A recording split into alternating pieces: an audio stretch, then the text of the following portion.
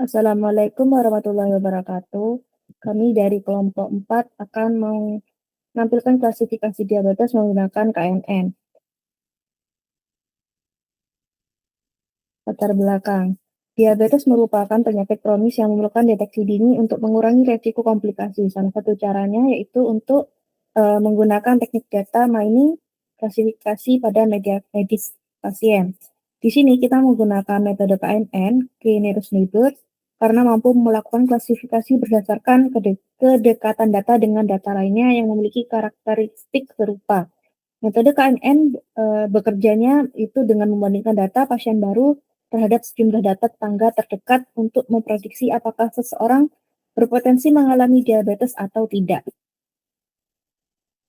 Nah, di sini kita memiliki dataset dengan vektor frekuensi, jumlah kali hamil, glukos konsentrasi glukosa plasma, blood pressure, tekanan darah diastolik, skin thickness ketebalan lipatan kulit trisep, insulin, kadar insulin, BMI indeks massa tubuh, diabetes pedigree function, riwayat keturunan genetik diabetes, age umur, variabel kelas 0 untuk tidak diabetes dan 1 diabetes. Di sini kita menggunakan 20 data dengan 80% data training, 16 data, dan 20% data testing, 4 data.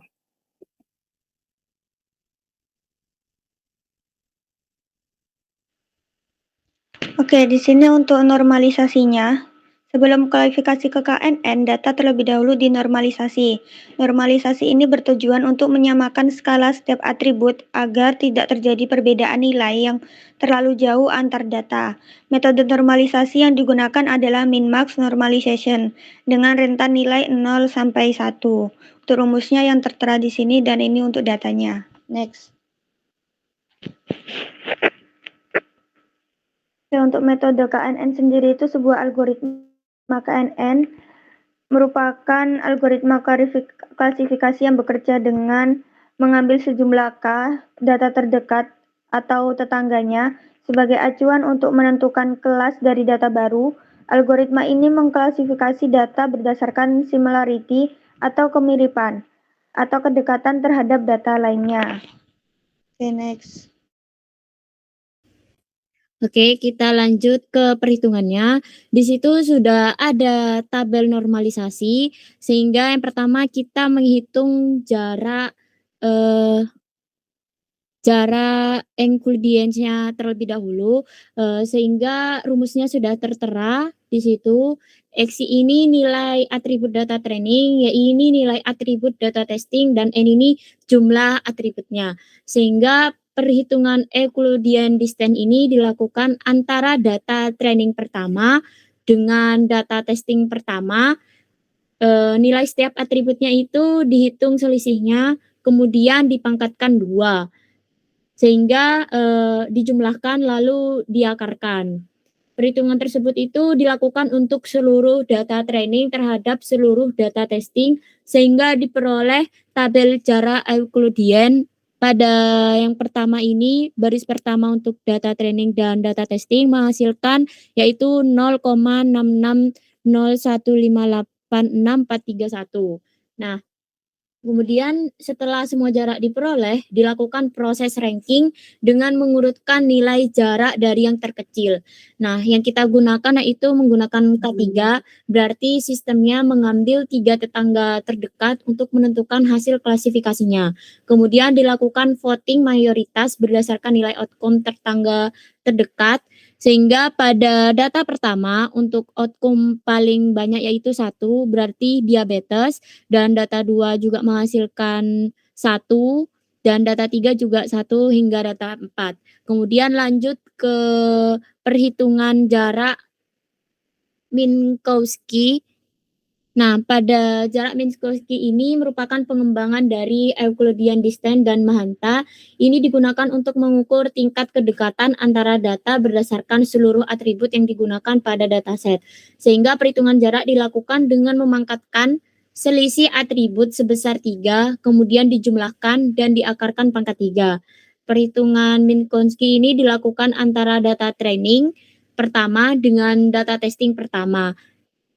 Kemudian perhitungan dilakukan dengan mencari selisih absolut setiap atribut, kemudian dipangkatkan 3 dan dijumlahkan lalu diakarkan pangkat 3 sehingga pada data pertama yaitu menghasilkan nilai 0,50288989856.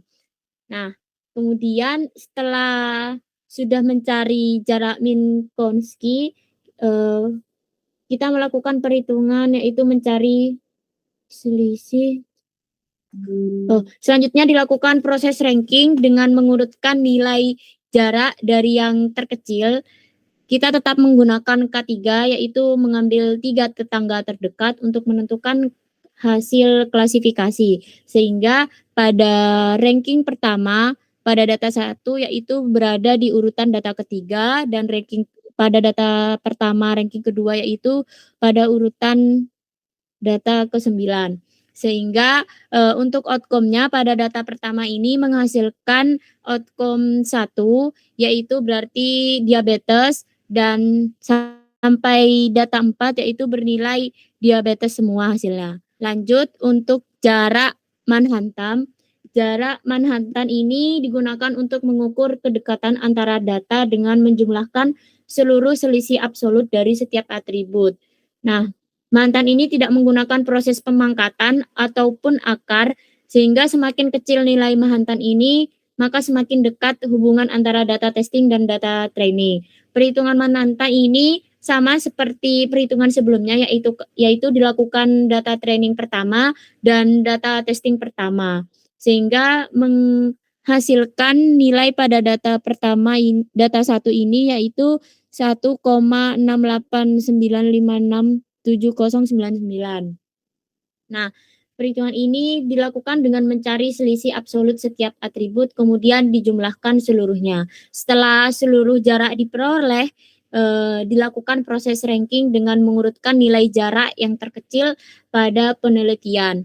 Sehingga kita menggunakan K3 sama yaitu pada ranking 1 di data 1 yaitu menghasilkan 1,341787673. Kemudian dari ranking tersebut diurutkan datanya sehingga pada data 1 ranking 1 pada urutan ke-9 dan seterusnya. Sehingga pada data 1 kita melihat dari jumlah yang terbanyak yaitu outcome 1 dan data 2 juga menghasilkan outcome 1 sehingga sampai data 4 menghasilkan outcome 1.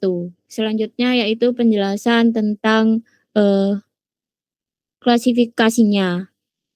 Next. Untuk hasil klasifikasi yang sudah dilakukan dengan metode KNN dengan nilai K. Yang 3, seluruh data testing menghasilkan nilai 1 yang berarti termasuk kategori diabetes. Penentuan klasifikasi dilakukan berdasarkan mayoritas tetangga terdekat dari hasil pengujian diperoleh akurasi sebesar 50%, yaitu 2 dari 4 data testing berhasil diprediksi dengan benar oleh sistem. Kesimpulan yang didapat yaitu metode KNN atau K-nearest neighbor dapat digunakan untuk melakukan klasifikasi penyakit diabetes berdasarkan data medis pasien. Proses klasifikasi dilakukan dengan menghitung jarak terdekat menggunakan Euclidean distance dan menentukan kelas berdasarkan mayoritas tetangga terdekat.